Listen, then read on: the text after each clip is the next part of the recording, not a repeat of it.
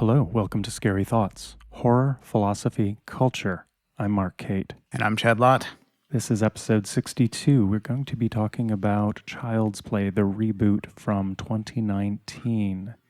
And to get you ready for the next episode, we are going to be talking about... The Crow, the gothest movie of all time. Maybe. Well, the mall gothest movie of all time, anyway. We're actually going to be doing that as our Halloween episode, which I don't know if we've ever actually had a Halloween episode. We seem to miss it every year. Yeah, we're always a little late, so don't be surprised. This may or may not happen, folks.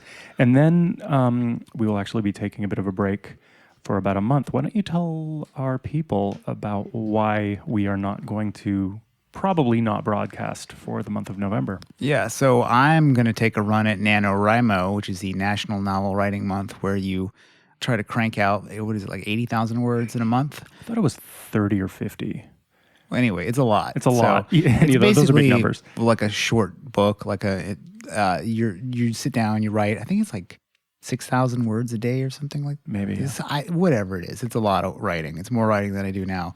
And the whole idea is to just it's almost like a hackathon for writing. Like you just sit down and pound out your novel as fast as you can. And at the end of it, you have a really rough but complete first draft. And I'd say the majority of writers, including myself, don't even have that first draft. You can go your whole life thinking of yourself as a writer without ever getting that novel done. So I'm going to make a run at it this year.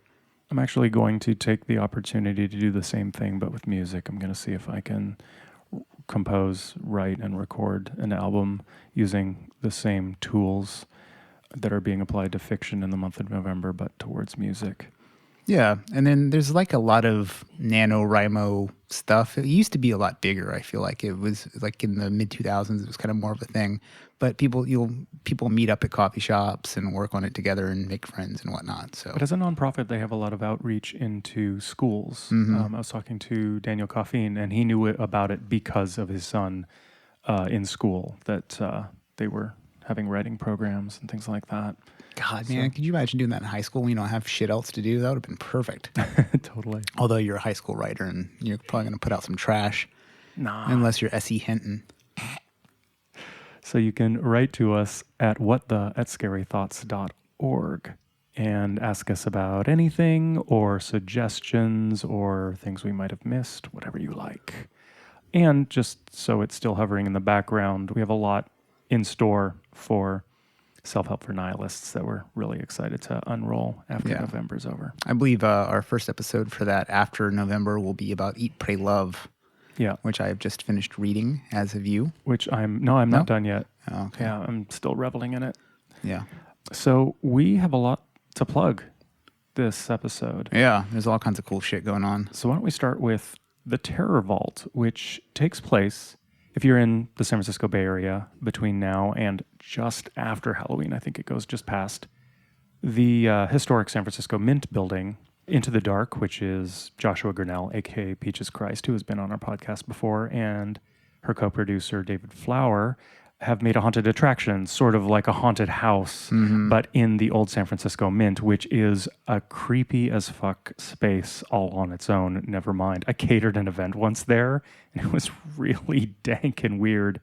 And we went about 4 nights ago, and I had a great fucking time. Yeah, it's so much fun. It's such an artistic experience. It's like immersive theater, and I'm a big fan of this Oakland-based artist named Skinner, who does kind of like D&D cover art. He did if you're into Mastodon, he did the Once More Around the Sun album cover. Dude is great. There's like one room that's all of his art, but like a blacklight poster, and like one of the vampires is Klaus Kinski. It's just from Nosferatu. It's so great. And also, there is an option in this attraction to you wear a necklace, and that gives the performers consent to do reasonably within reason whatever they want. Mm-hmm. And we all opted in, and I sort of half feel that was the best choice and half regret it. I was totally. I don't want to give away surprise. Yeah. A lot happened. One member of our party was thoroughly molested. We'll just leave it at that. My clothes are still covered in clown pancake makeup. I can't get the stains out. Yeah, I went to El Farolito afterwards and was like wearing clown makeup. which I ended up with. Juggalos. Yeah. The event also includes Apocalypse, which is a zombie survival game. It's like a series of escape rooms, which was the first time I'd ever done such a thing and discovered that I'm not good at that at all. And there's also what they call the Morbid Midway, which is a bar and a restaurant and shopping and selfie opportunities. And actually in the gift shop, you bought Theater of Terror, Revenge of the Queens, which is the Peaches Christ comic book. Yeah, It's pretty awesome. Like if you're a fan of Peaches Christ, gay horror in general, which is kind of a really pretty rapidly growing sort of scene, and Old Tales from the Crypt comics, it's perfect. It's just such a cool thing. I've just been so happy to meet people who are doing this kind of shit and putting stuff out. It's pretty fun to see. Yeah. On top of that, another thing I would love to plug is Andrew Sheets, who you all might remember was on our episode about Texas Chainsaw Massacre, the remake. And Babadook. Yes, a.k.a. Meredith, Andrew Sheets, a.k.a. Meredith. Well, she can't be my yoga partner anymore because she now works at Frameline, which is the queer cinema nonprofit and film festival. And this year, no doubt because of Meredith, they've introduced their first Halloween program called Frameline Fangs. And that's Tuesday, October 22nd, 2019. At 6:30 p.m., the Roxy will be showing Jan Gonzalez's Knife and Heart from 2018. Have you seen that movie? I have not, but I'm thinking of going to that event. Yeah, you should. It's that movie is great. It's like a queer giallo, and it's pretty fucking violent and surreal. It's beautiful. And also screening will be Gillian Narling, who is half of Stereo Argento, and Micah Sigourney, a.k.a. Vivienne Forevermore's movie Ew Yuck, which is really disturbing and upsetting, which I guess I recommend. It's a good pairing. So there's more information at roxy.com for that. Then we have something else to plug before we get on to Child's Play, which is both you and I have been on Literary Libations. Maybe you can talk about that. Yeah, so our buddy Dominic, he's one of these bookstagrammer dudes, which I wasn't really totally familiar with, but there's a whole scene of people on Instagram that basically take pictures of what they read and write book reports in the comment section. And I mean, that's maybe sounds somewhat unappealing to some people, but for the people who are into it, you're going to fucking love it. And there's like just a whole scene of people. And I've been turned on to so many cool books now that I've kind of dipped my toe into it. And one of the people we met through it was Dominic, aka Literary Libations. His thing is he like drinks cool beers and then talks about books. And he's gone from being a popular bookstagrammer to being a YouTuber now. So he's got some really like pretty heavy hitting guests for being so brand new to it. Yeah, he's kind of out of the gate pretty strong. He's already had Daniel Coffeen, who also was on Scary Thoughts. He was on our Burroughs Naked Lunch episode.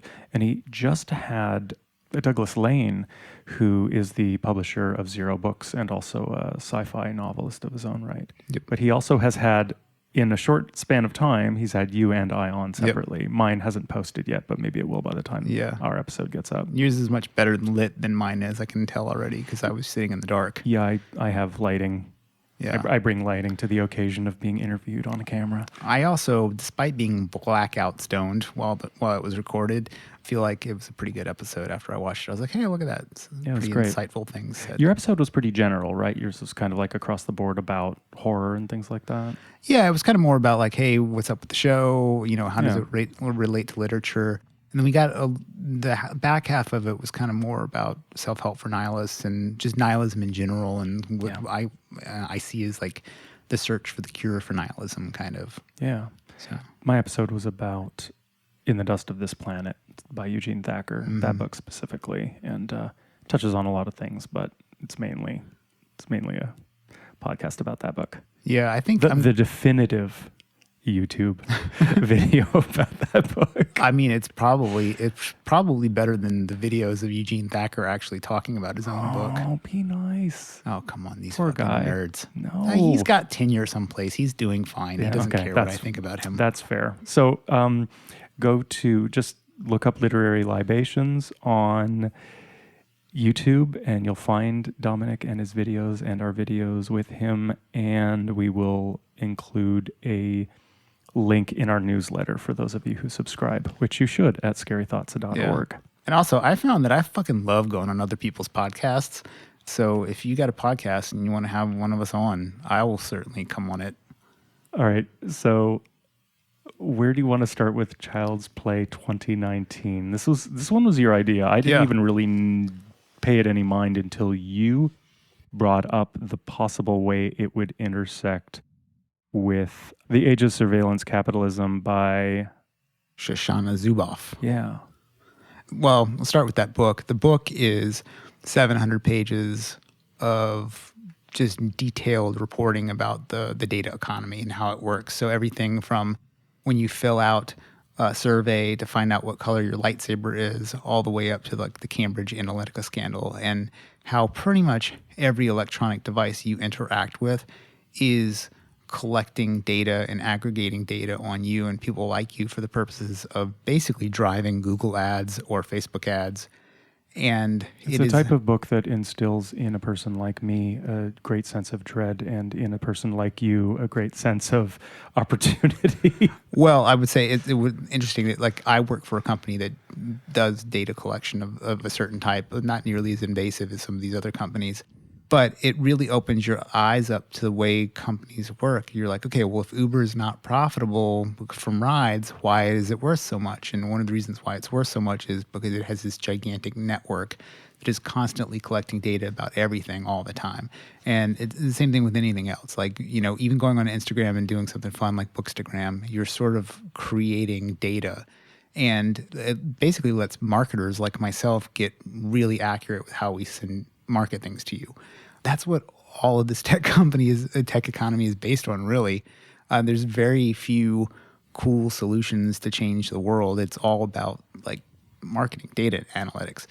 But the creepy thing is all of these marketing data analytic tools could easily become the tools of an autocratic nightmare country like China or something like that. So, you know, your preference for subversive literature that you're just blabbing about on Facebook in the wrong kind of government could be the thing that puts you into a fucking camp. So it's pretty alarming. And so there's and it connects to like the Internet of Things and just the internet broadly. And while I was reading that book, this movie kind of came out, and it's all about like connected information. And it's pretty smart the way they handle it. Yeah, definitely. Something I often think about when approaching horror films is what collective dread does it touch on, and more specifically, if it's a remake or previously used property or an evolution from an older horror trope. The question of, is the monster repurposed from its origins to address a more contemporary concern? And I think in this instance, oh yeah, absolutely. The Chucky doll has been completely repurposed, both in the context of the movie, Child's Play, the old one, the Child's Play, the new one. It's been repurposed, but you can also sort of look at the doll in the context of the world. If this is a new iteration of this doll, the doll has been repurposed as a method of data collection, rather. Yeah, I think this will be controversial. I mean, as much as I love Child's Play, I think the setup for this movie is much better than the original one. Sure. Because like in the original Child's Play, it's a dude on death row and he does a fucking voodoo spell to transfer his consciousness into a doll. Yeah. It's fucking stupid. Everything that comes after that is great, but that whole thing is kind of dumb. Sure. And this setup is basically like this company that's like a Weyland-Yutani type company that mostly produces drones and surveillance technology and stuff like that. Weyland-Yutani. They're the one that's the primary global corporation that's at the heart of Alien and Predator. Oh, right? Yeah. Thank you. So they've created this doll that can interact with all of your devices, and it's also a surveillance tool and all this stuff. So the real villain of this story is probably the corporation, which I kind of like. I always love like a corporation is the real evil. And the thing that creates the doll as a dangerous item is that there's a dude in a factory building these dolls that is just cruelly mistreated. It's kind of like a Foxconn thing. He goes in, hacks some DOS code. Like, if you're like that fucking good of a programmer while you're working a factory line, I don't know. This movie definitely has some problems. Yeah. So he rewrites the code. It's hard to say what's going on, but it seems like he just disables the safeguards. He just removes the rules, like the Asimov's 4 rules of robotics. They're kind of like removed. One of the things I was thinking about this was, did this dude make the doll evil, or did he just remove the safeguards and the people who influenced the doll's learning made him evil? I think that it was just dropping the safeguards. And this brings up a question that if you listen to or read Sam Harris, something he brings up a lot when talking about artificial intelligence, which is that... How it's going to oppress him specifically? Oh my God. Fuck that dude. Oh my God. Well, okay, backing up. Chucky is in a sense an innocent in this. He's the villain, but in a sense he's just taking in information incorrectly and presenting it the best way he knows how. Because in a sense, everything he does is based out of good intentions. Right. You know, Chucky tries to kill the cat, and Andy ends up explaining basic morality to Chucky. Right. And it's with because... asterisks, though, because he's explaining the morality of not killing the cat, and then he says, you can't hurt people either, except for maybe my mom's boyfriend. Right. And that's like a logic problem almost that the AI takes on in a really bad way. Right. Well, that's the issue. I mean, you know the paperclip problem? No. So it's a basic sort of framing for how do we go forward with AI with regards to morality. Because the issue is not that everything has to have morality, but rather if we're going to have intelligence, it needs to be imbued with a certain sense of morality. And that is a problem that needs to be addressed before it needs to be addressed. We need to work these questions out in advance. And the scholarship on this is pretty infinite. But the paperclip problem is that if you have AI and it can control the means of production, let's say, and you say, make paper clips, ostensibly, it could do so at the cost of humanity, at the cost of it could destroy the world making paper clips, because if all it's got is the directive to make paper clips and it has no morality or ethics behind it, it's just going to do that until it can do it no more, and it might destroy everything, right? And that is kind of what Chucky is doing, is that he's just sort of going through life and catching part of Texas Chainsaw Massacre 2 and what Andy tells him and what he observes, and he's sort of merely reacting. If it wasn't for the weird red glowing eyes, I mean, he would literally just be a mechanism that plays out what humans have imprinted him with. Yeah. I mean, there's so much smart stuff in this film, like when they start explaining how the doll learns and stuff, and Andy, the boy, explains it to his friend, like one of the girls, she says, this is exactly how every robo-apocalypse starts. Yes. So they're kind of referencing that. And then later on, there's a toy cop car that has the dialogue from RoboCop. Yeah. It's like, dead or alive, you're coming with me. So there's definitely, this movie is about, I mean, oddly enough, it's about robotics and more than anything else. But it's also about poor people living downstream from technology. You know, and because like you have these kids, and it's also about how children play now too, which is they don't want to go outside. And when they do go outside, they're not playing like kick the can or some shit like that. They're trying to make content for YouTube. So they're trying to get Chucky to stab something and say, this is for Tupac, which is kind of an old reference for these kids. Like they'd probably be like, you know, this is for Lil Xan or something like that now. Well, I think the other thing it's about is, of course, you know, we brought up surveillance. Part of Chucky's reasoning, he actually plays it back. You know, there are instances where he plays back a recording of what he's been told because he has been surveilling the whole thing and keeping a record of it. Right. So there's proof, there's reason, there's documentation of that backs up his behavior. Yeah. And that sort of almost reminds me of Twitter comments and things like that, like people going way back into people's past to justify current cruel treatment. Yes. Yeah. I also do think it's cute. I don't know how totally intentional it was. It seemed to, at the beginning in the Vietnamese factory, be making a comment on how we apparently perceive the way that Chinese laborers are treated when they're making iPhones, let's say.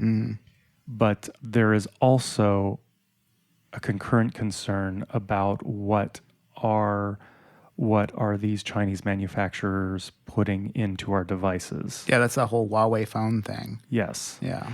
So anyway, I feel like that's also a parallel concern that it's raising. Is there's a concern of AI, there's the concern of surveillance, but there's also the concern of what are these foreigners actually doing with our technology that might wreak havoc in the homeland?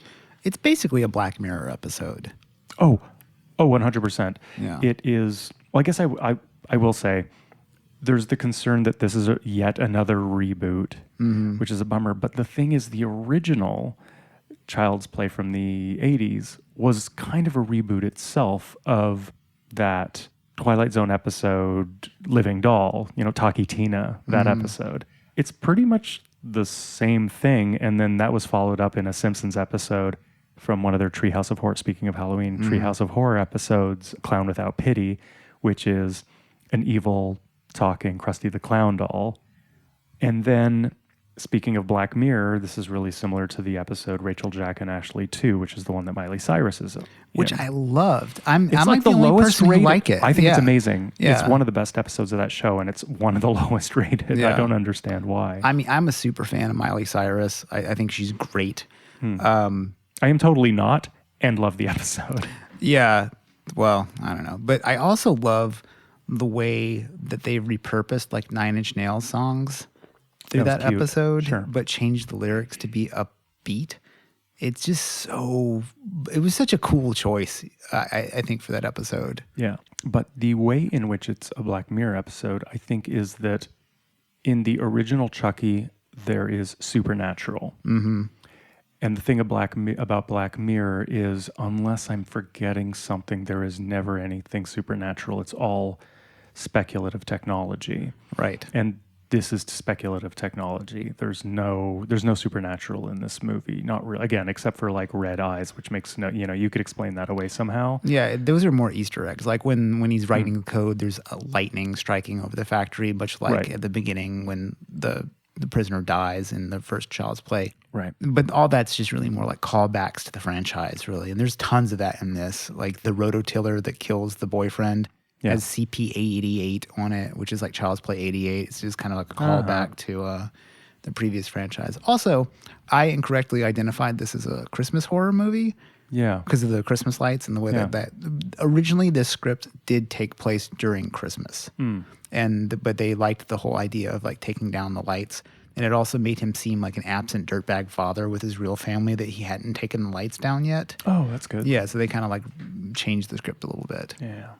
Something else that I brought up on a lot of Scary Thoughts episode is this question of when you have post-80s horror movies, when someone's in peril, everybody has a mobile phone now, so you always have to confront how do you get the mobile phone out of their hands, or how do you get them in a situation where there are no bars or something like that.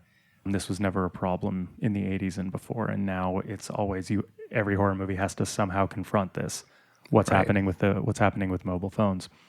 And in this movie, that's interestingly inverted because the line... Yeah, it's the threat now. It is, exactly. It's everywhere. It's ubiquitous throughout this movie. Everything is interconnected, and that is the problem. Let's talk about the craft of the movie a little bit. I think this movie looks really good. Yeah, it's pretty sharp. It has a good look to it. I think the pacing is really fun. I also like how right in the middle of the movie, it becomes like a madcap, anything goes kids caper movie. Because there's the scene where... There's a losers club in it. Yeah, kind of, yeah. But when Chucky has delivered the skinned face of his mom's boyfriend to him, he goes to get the friends next door.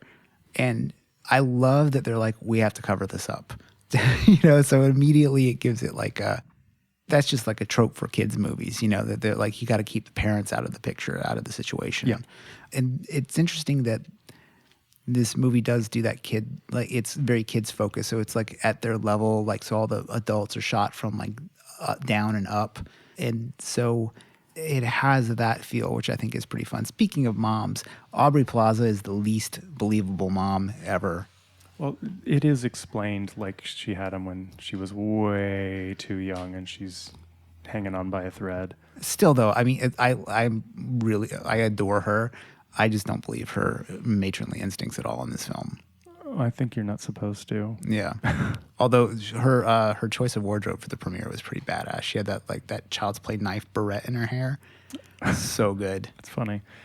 Speaking of the aesthetics of it, though, there are two bones I have to pick, like two choices that I think were just a little too much. I think it's unfortunate that and lazy that they included the seatbelt and table saw deaths, that this AI could control seatbelts and this AI could turn on and off a table saw.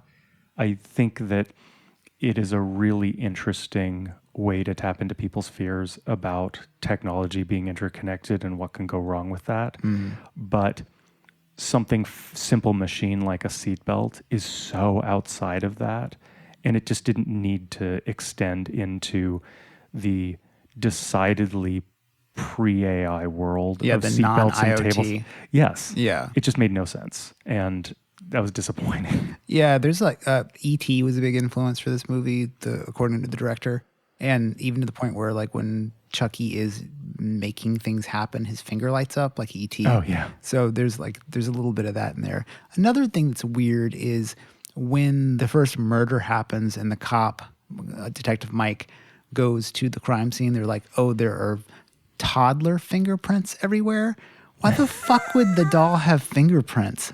I mean, there's just so much. It's weird that there's all these kind of shitty mistakes in this film. And okay, so the film has this thing where, because it is a reboot of a film that is pretty funny, there's a certain level of ironic detachment. And so it brings up that thing that you kind of talk about frequently, which is this a bug or a feature in this film? Is it shitty on purpose? Or is it using its general shittiness to obscure laziness? Or is it just not a big deal, nobody was paying attention? Right. I think that another thing that's similar to that, but this is more of a missed opportunity, is when at the very end, when they're at the toy store or the big box store or whatever it is, and there are just rows upon rows, these armies of Buddy dolls, and he takes control of all technology, but they don't roll out an army of Buddy dolls. Right. You know what I mean? You can kind of see that perhaps a few of them are attacking people, but he actually has an army at his disposal that are as nimble and able as he is, and that just doesn't happen, and it's right there. Yeah. That's too bad. It's weird. The possibility of that was actually potentially really terrifying, of having a squadron of Buddy and what are the bears called? Buddy. The Buddy Bear, the Buddy whatever. 2 bear. Having those attacking people would be, sort of the jump from Alien to Aliens.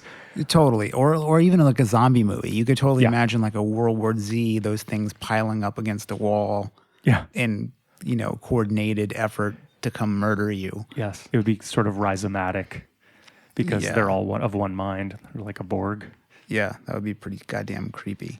Let's talk about the kids specifically for a minute, because they're the way that children are portrayed in this movie is kind of interesting to me. When the kid's phone isn't working, he's like, "Mom, this is my primary form of education." I think that might be true for kids now. I just think about my nephew and how he interacts with all this stuff. And then, Right. that it is all of their entertainment is mediated through the device. What does he do? He goes, sits in the hallway and looks at the phone. When he goes outside to meet kids, it's basically because he has the Buddy and it's able to do things it's not supposed to do, mostly curse. And I think kids... I'm definitely not finger wagging on this stuff, but my nephew, he watches Logan Paul's videos and things like that. And I kind of thought that Logan Paul was a squeaky clean sort of goofy YouTuber, but he's got some pretty R-rated shit on his channel. So there's these armies of 11-year-olds watching these basically deviants get attention for themselves online. It's basically just Jackass, but not as fun. And that mindset, I think, is portrayed really well in the movie, because when the other kid gets the doll named Chucky, he's like, "What's your name?" His name's Chode. That shit is just so funny to me and just seems so accurate to this dystopic childhood that's happening now. Yeah. Do any children die in this movie? Like, there's a losers club and there are kids, but none of the main ones do. Yeah, I mean, people might get killed, but like none of the main kids die, which I think is kind of a miss now. Now that it's okay to kill children in movies. They should be. You mean? Yeah. Yeah. Yeah. In one of the Predator versus Aliens films, there's some really gnarly children deaths in that. Like the xenomorph basically infests a woman who's in labor with eggs Jesus. and kills her. And then it's implied that he just wipes out an entire neonatal ward of children, like a bunch of infants. It's pretty good, man. But this movie doesn't have any of that.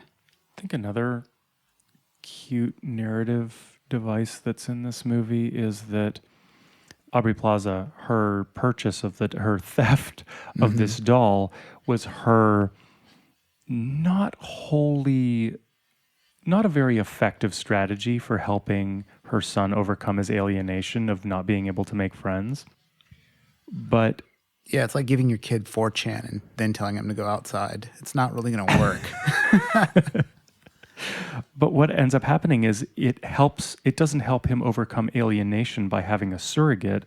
It helps him overcome alienation because other kids are able to connect with him via the novelty of the doll.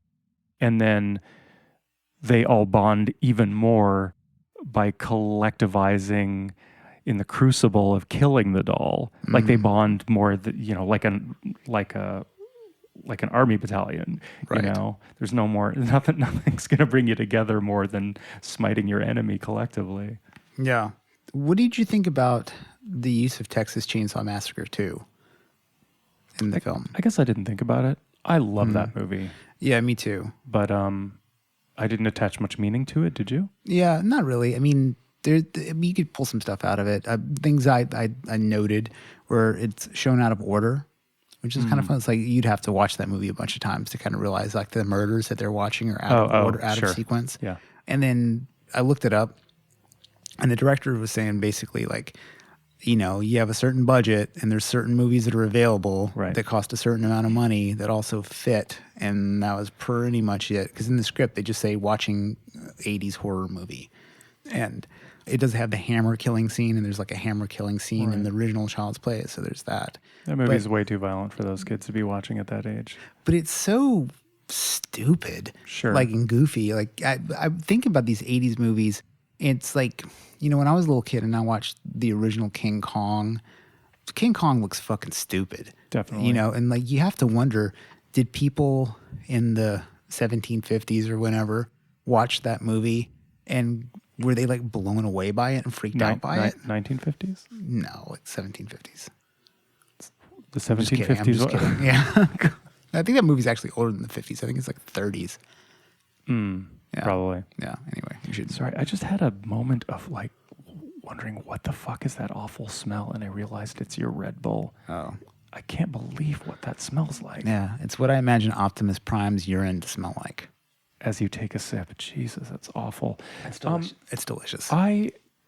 So this recent video on Wisecrack on YouTube channel, it's called Is Comedy Dead? And it basically looks at what's happening with comedy cinema and why it is plummeted.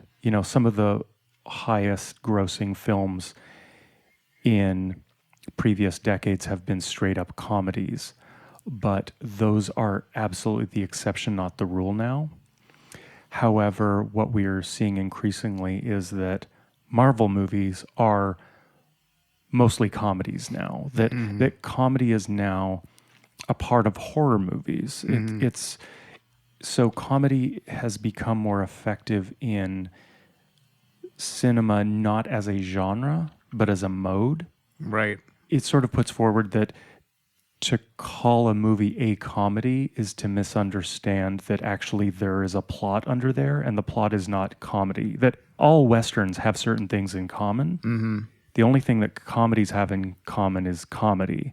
And that's a mode, that's not a genre. Yeah, it's something Joe Rogan says. It's like when you go to see bands, you'd be like, I'm going to a metal show. But when you go to a comedy club, you're just seeing whatever. You could see Jerry Seinfeld get up there and do a clean 10 minutes, or you could see somebody come out and just like do the worst, darkest shit possible. Like you don't really know. Right. Unless you're going to see somebody specifically. Right. But it interestingly shows it's not as if there are no successful comedies anymore. And it has reasons, the Chinese market, how much of a risk cinema is, how it's drifted over into streaming, comedy has drifted into streaming services and out of the theater, things like that. Yeah. But what it really did that I thought was interesting was show how the comedy as a film is in decline, but comedy as an element in most cinema has been on the rise. I think one way in which that's definitely true is in intertextuality, that movies didn't used to deal in intertextuality. No. And it is often used as a comedic device, honestly. I have a total theory about this based on action figures, but keep going. I want to talk. Well, that's kind of it. Just that, we've been observing this rise in things being highly referential to itself or to other things, and there's a delight in it. And I think that delight is so often used as comedy. Like you're watching a movie and all of a sudden slammed in is some 70s rock ballad, and the rupture, the irony, the discontinuity is funny in a way that we would expect from a movie previously, like Young Frankenstein or something like that. Right. But it's in the middle of your horror movie or your Marvel movie or something like that instead. Yeah. But action figures? Yeah. Well, there's two things. Well, one, before I get into my awesome theory, did that video mention the new Joker movie and the director of it at all? Did it? Because there's this controversy that emerged in the last so. week or two, right? I haven't seen the new Joker movie. Everybody I know who I liked it. Same. And it appears to be having a similar thing to the Chappelle show, which is the wokest critics say it's dog shit, but every fucking other person who's normal loves it. But the director of Joker, he directed Old School, which is, a pretty classic, well-regarded comedy movie. It's just total frat comedy. It's kind of like an updated Animal House. I'm sure most people listening have seen it. He said that he stopped doing comedies because he's one of these people who believes you just can't do comedy anymore because everybody's so fucking offended. And I don't know that that's true. But it's created this sort of like back and forth commentary where you have like Mark Maron saying, well, maybe you're just not funny if you can't do comedy with this new set of rules, which is basically like you can't punch down or whatever. And it's like, it's very weird to see people taking sides in this fake comedy war.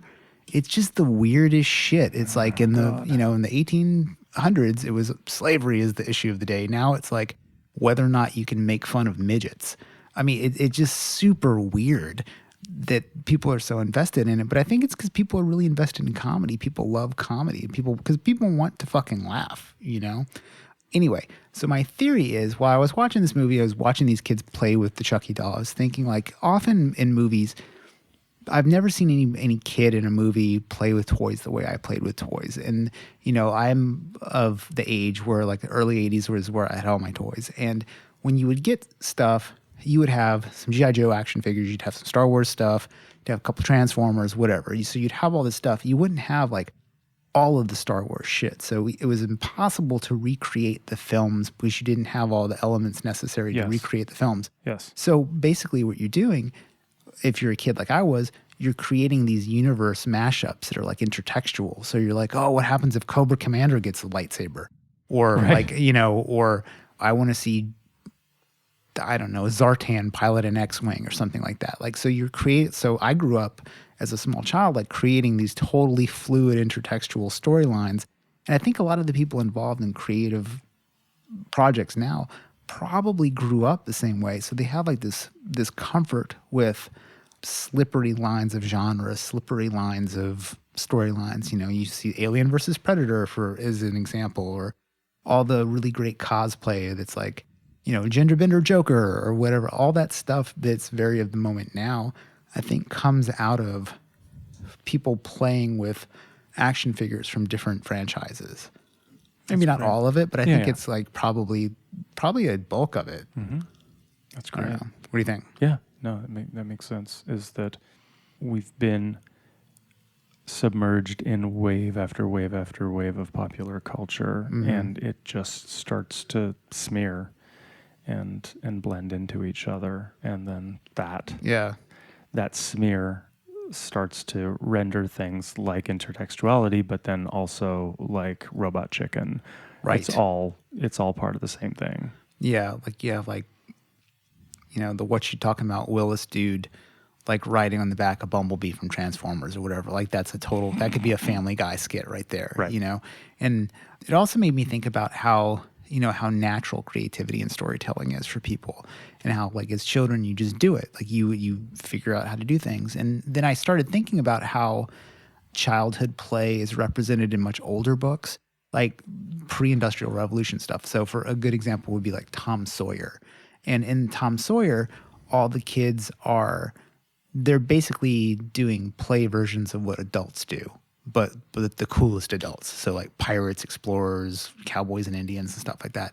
And so one of the things I think this whole like a modern scold with creativity, like, oh, you can't have this kind of comedy, you can't have this kind of story. I don't think it's going to last because it's not playful. And it doesn't replicate like childhood play in any sort of way. And I think it's just naturally unfun. And so I think over time, people will gravitate away from things that are fun, but maybe the benefit will be that it will be like more of an equitable fun for different people. I don't know. That's my action figure theory. Yeah. Although there is something troubling about there's nothing wrong with grown men playing with action figures. There's nothing wrong with identification with video game culture. There's nothing wrong with reading young adult literature as a grown-up, but I think collectively all of it is somehow troubling, that people walk down the street in their pajamas with a Harry Potter novel in their bag. It's and certainly infantilizing. The infantilization that's running through our culture is the individual instances strike me as being fine, but collectively there's something not dignified about it. Yeah, it's just sloppy, man. It's just uncool. It's like, I mean, you look around San Francisco, there's this look I just called the adult toddler, which is like a sideways hat, a giant jersey, and shorts, and then Converse, which is honestly not too far from how I dress, except for I don't wear hats or jerseys. But like, like I'm usually wearing some stupid t-shirt and some Converse, and I'm a fucking 41-year-old man, Yeah, it definitely is kind of a bummer. Well, convenience, I guess. I overheard someone in a restaurant the other night exclaim very excitedly, "Google Pay is lit," which, that's how convenience is, I guess. It's lit. Man, the overheard in San Francisco dialogue now is really dreary. I thought you told me about that, and I've been thinking about it quite a bit, and I was like... And this was a nice restaurant. I was in like a fantastically brilliant, beautiful, yummy, very expensive restaurant, and a bunch of poorly dressed kids with more money than they deserve, says me. And they're like nerding out over an app that enables you to pay for your dinner to your friend collectively. Like that's somehow positively novel. But sorry, what were you gonna say? I was thinking about like, I definitely probably wouldn't use lit because it's just not like the language of my time. But like for me to be that excited over a product that brought convenience enough to say something about it, I was like, what conditions would have to be filled for me to feel like that? And I was like, man, I would have to probably own a company that interacted with it in some way, and I was about to get fucking rich from it. Like that's the only way I would possibly be excited by it. Yeah. I mean, could you imagine like somebody using an electric light bulb for the first time in some tenement building being like, electric light is lit.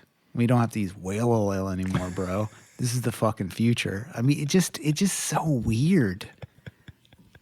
I haven't told you about this, but the conversation I overheard recently that just made me so fucking furious is, okay, so I take 2 buses into San Francisco from Oakland, and the first bus is a public bus, and so there's all kinds of people on it, and it's always silent, which is glorious. It's way better than BART, where there's people fucking breakdancing and vomiting and casting out demons and shit. So the second bus I get on is kind of a corporate bus that goes into the Presidio. So you got to have like a job badge of some sort to get on it. And this bus is full of dickheads, as you can imagine. And often people will be taking calls on the bus, which is fucking rude as shit. Because it's like for me, I'm reading a book. It's like my last 30 minutes of fucking enjoyment before I have to go in and work.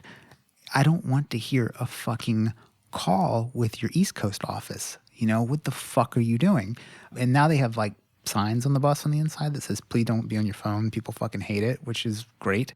But this dude who was like basically interviewing somebody for a job, and he had just moved from San Francisco, owned some company or something like that. And they started talking about the cost of living here. And he referred to it a way I had never heard anybody refer to it here. He's like, well, it is an investment in your career. I was like, what? It's like you have just like in your brain like rebranded the fucked up economics of housing in San Francisco as an investment in your career. That mentality is so fucking foreign to me, man. It's just, I just wanted to drag this dude off the fucking bus, man, and just beat him.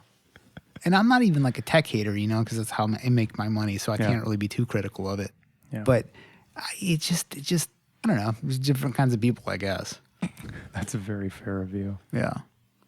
What else do we have to say about this movie? I mean, I feel like I am very invested in a lot of conversations about AI, but I'm afraid that a lot of them just stray very far from what's actually interesting about a murderous doll.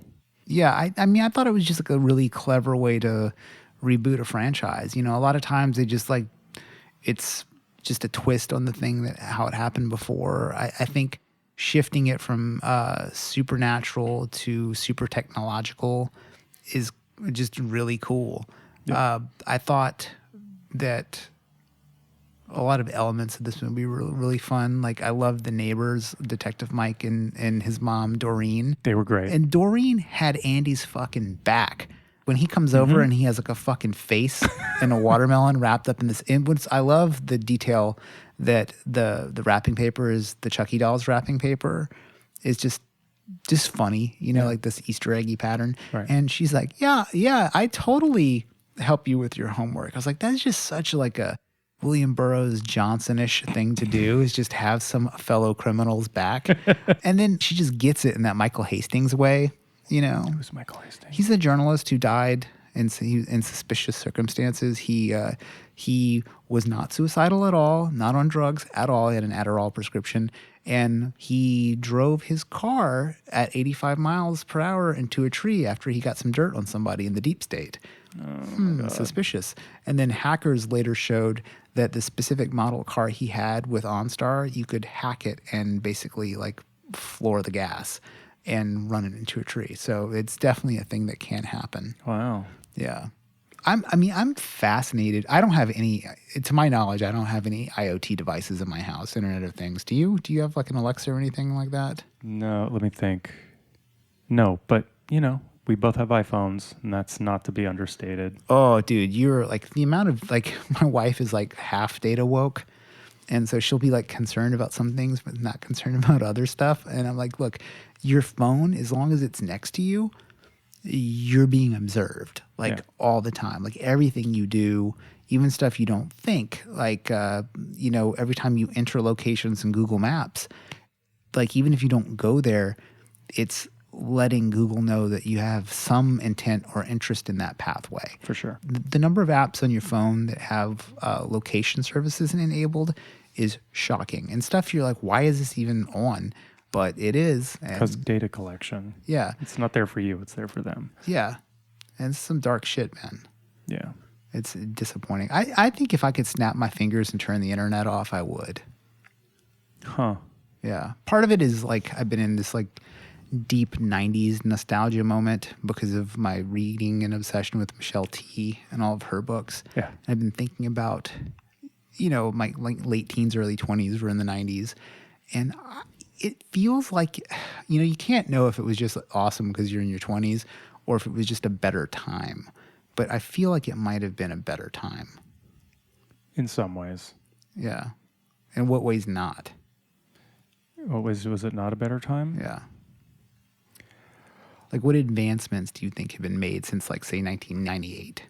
I think that advances in medical technology because of data collection is not to be underestimated. Yeah, that's one of in Shoshana Zuboff's book. She talked about how, for instance, radiologists, like computer-aided radiology, is blowing doors on humans. It's just, it's just better. So whenever I think about time travel, I always think about dentistry. That's it. And Pain-free dentistry. Yeah, pain-free dentistry is like kind of the shit. Yeah. I mean, because it took me about $15,000 to undo all of my '90s dentistry over the last few years. So, I guess there's that. I think at some point we have to be realistic, and the obvious argument is, well, you use it all the time, so you're complicit. What's your problem? And I think the obvious thing is that is true, is that to a large extent we're locked in a way that is difficult to disentangle. Yeah. And it's very frustrating, and there is a bit of a trap. At the same time, nobody's forcing me to use Amazon, and I do all the time. And I don't end up going to the store and bumping into friends in the street and having an interaction at the store when I get there. But the thing is, I get exactly what I want without question. And so there's a great value despite what is being lost in the human interaction. And I think that is just something that needs to somehow balance out in the long run. Yeah. I mean, it's like convenience is super alluring, right? Like, so I mean, most of the clothing and books and stuff I've ordered in the last year have come off of the internet in some way. But I had to go because I have this wedding coming up on Saturday. I don't have time for shit to arrive. I went downtown to the mall for the first time in a long time. And I had just like a really fun, weird conversation with this like 23-year-old rockabilly dude working at the John Varvatos store. And it was just an odd, funny conversation. And, like I don't have interactions with like that often anymore. I think I'm an exception here because I'm a bartender. Right. And I'm in a bartender that's not a turn and burn. Mm-hmm. It's where people go to sit and have a drink and sit at the bar and hang out. Yeah. I kind of hang out with strangers all the time. So the interactions I would have as a matter of course through, let's say, the 90s of, fuck, I got to go get shoelaces. Where the drugstore, they'll have shitty ones. Well, maybe this shoe store will have, and then I got to go to the shoe store and then I'll get hungry halfway there. The interactions that I would have as a matter of course, trying to get the things I need, I have at my job all the time. And I'm really thankful for that because, who knows? If I didn't have that kind of job, I might not leave this living room ever. Yeah. I've been thinking a lot about, what's that guy Nabil's coffee shop called? Grand Coffee. Yeah, Grand Coffee. I feel like that's like the perfect business to own. Yep. Like if I was able to like cash out of tech and like I made some money, I would probably open something like that in West Oakland. Like neighborhood coffee shop. But not even like a full-blown coffee shop. It's like neighborhood coffee stand. Yeah. So you're just having this, you don't have to deal with some fucking douchebag sitting there running his company out of your facility, Yep. It's just constant interactions coming in. And I sat there for like half an hour or whatever, waiting for you one day. And I am never a half hour late. no, I was there early. I'm not saying, I mean, I'm often half an hour Let late. us clarify. Yeah, you're fairly punctual in some Germanic way, obviously due to your Canadianness. Thank you. But it was just cool, dudes. He's sitting there doing his thing repetitively over and over again, probably getting pretty good at making coffee or whatever. There's no Wi-Fi there. I think he probably has like a square reader or whatever, because who doesn't? But yeah, it just seems like that is a cool way to go through the world. Yeah. My favorite line from this movie: white guy dead in a watermelon patch. Poetic. Yeah. I thought that was pretty funny too. I liked that actor. I don't know what else he's in. I mean, other than Aubrey Plaza, I didn't recognize anybody. And in fact, I thought the maintenance guy was Jack Black the whole time. And I realized it's actually not. Yeah, and neither of us knew that was Mark Hamill doing the voice of Chucky until after we saw the movie. Not at all. I mean, I would say the voice acting in this is great. I mean, Mark Hamill is pretty much the Orson Welles of voice acting at this point. I mean, he's had so many completely iconic cartoon role. I don't watch cartoons, so I don't could give a fuck. But apparently his Joker is the best Joker. Like when anybody who's like really into like invested in DC stuff, they all say like, yeah, Heath Ledger, cool and all, but have you seen Mark Hamill? Like he gets like the Alan Moore creepy Joker kind of thing down. That's cool. It's kind of funny too, like when he's like, what are you gonna name the doll? And it's like Han Solo. And he's like, no, my name is Chucky. It's just kind of a funny little moment. Yeah. Referencing some goofy shit. The music was really good in this, like that Bear McCreary. You know what? I hate to say this. I know he did the music. I did not notice any of it. It just did not. Really? Like, because it's actually pretty interesting. Like, well, a couple things I liked about it, and you're the musician, so your opinion here should be weighted. But I like that a lot of the music was made with children's toys. Like, I would have assumed it was just samples or whatever, but he played these toys to make the songs. I thought the Buddy theme song, as sung by Mark Hamill, was perfectly creepy. Sure. And I love it in the end titles. It's just the full version of it where it just goes out. Yeah. It's just madness. It's so weird. But I also like that, and this is kind of like an 80s soundtrack thing. Now you get, like we talked about in Stranger Things, how it's just songs punctuating moments and there's not like thematic refrains. This soundtrack had, there's music for when Chucky's thinking really hard. There's music when something's dark about to happen, and the music is cueing action in the film, which I think is pretty cool and not often done well anymore. Yeah. I would love to make an 80s style horror movie.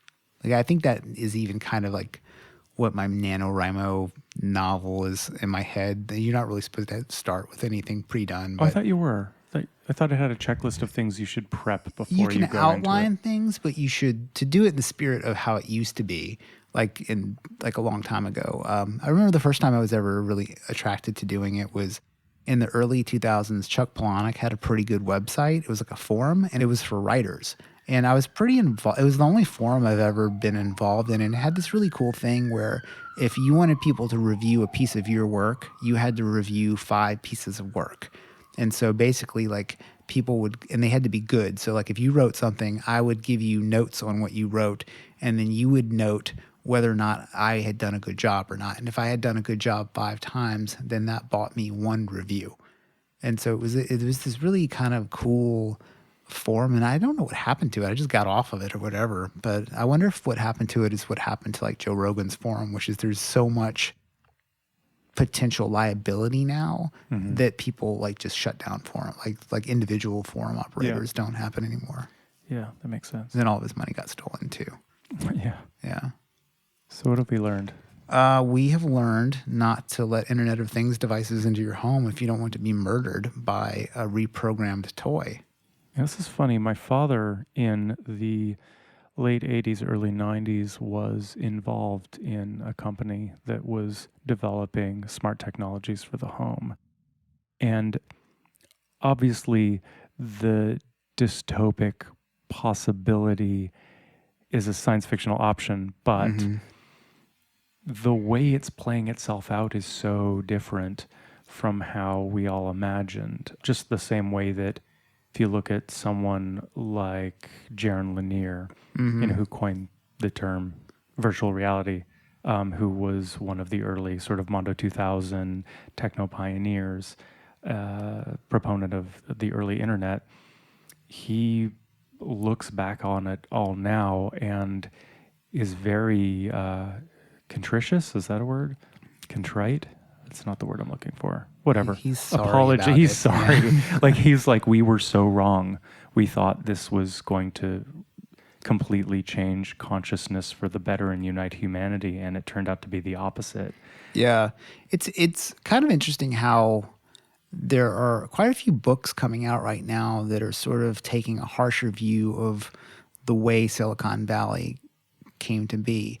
In the early days of the story, like the early Wired magazine days, it was just a bunch of ragamuffins with kind of post-hippie ideals, and they were just interested in doing cool stuff with things, like the Mondo 2000 sort of vibe, like early Burning Man and all that stuff. But when you look back on it, it's like, man, all this shit is like DARPA projects. Where do you think it was going to fucking go? You know, it's not like, you know, when Al Gore invented the internet, it was for the military. You know, it wasn't for the good of humanity. And it's just totally you know, when I was thinking about what these kids got up to in the film with Chucky, they don't do anything nice. They just do a bunch of bad kid shit. They're out doing hood rat stuff with their friends because it's fun. And I would do the exact fucking same thing. You know, everything I ever had that was a toy that could be used against adults, I did. You know, like I had that sampling keyboard, the SK5 one, the Casio. That thing, anytime somebody sat down, there was a fart, you know, with that device. You know, it's like you could just program a noise and make a bassy one or a high pitch. I mean, you just do mayhem as a kid.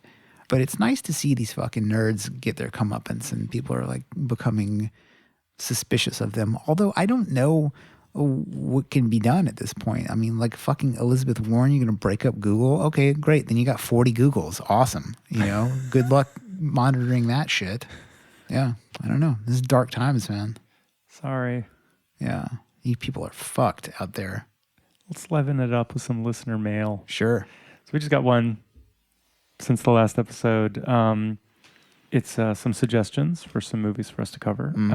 Possession from 1981, the Andrei Zalewski movie. Have you seen that? I have not. It's one of my favorite movies. Isabella Adjani gives one of the greatest performances in cinema history in it. It's kind of weird fiction, existential European cinema. It's brilliant. I would love to cover it anytime.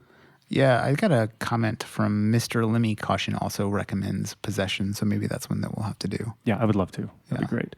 Also from this email was Necromantic, the Jorg Bucharest film from 1987, which I assume you've seen. It has been so long. I saw it on video like years ago. Yeah. I would almost say I would prefer to do Necromantic 2. I think that's a better movie. I think that might be, you know, in the question of this is Scream 2 territory when the classroom is sitting around debating sequels that are better than the original film, and they bring up The Godfather 2. And right. I think that Necromantic 2 is maybe the most extreme example of the sequel being better than the original. Yeah, I've never seen Necromantic, the original one, but I definitely have seen Necromantic 2. Okay, yeah. I mean, they're both... And the reason why I remember that I didn't see Necromantic is because the video store that I've talked about is like my gateway to horror when I was a child, had Necromantic 2, did not have Necromantic. And so I always was like... I'm such a fucking obsessive person about like seeing all of a franchise that it kind of bothered me a lot as a kid that I couldn't see that. And without Amazon, right? What are you going to do? Exactly. So anyway, the email ends. Very different movies. Keep it up. Cheers, Joe. Thanks, Joe. Yep. So I think Possession, absolutely. Necromantic or Necromantic 2, probably. Yeah, we should do both of them just because I've never seen the first one. And I kind of maybe at this stage of my life ready to close that loop. Yeah, your OCD can be rest at ease. Maybe it's what's been causing my anxiety all these years. Could you imagine that? We will know. It'd be a good self-help for nihilist episode. Like I watched Necromantic and all of my issues are resolved because of it. That's going to happen. Yeah. All right, let's fade to black and roll the credits. Join the mailing list at scarythoughts.org. We'll see you next time for... The Crow. Are we really doing The Crow? Fuck yeah, we're going to do The Crow. All right. Thank you so much for listening, everybody. Yeah. Thanks a lot.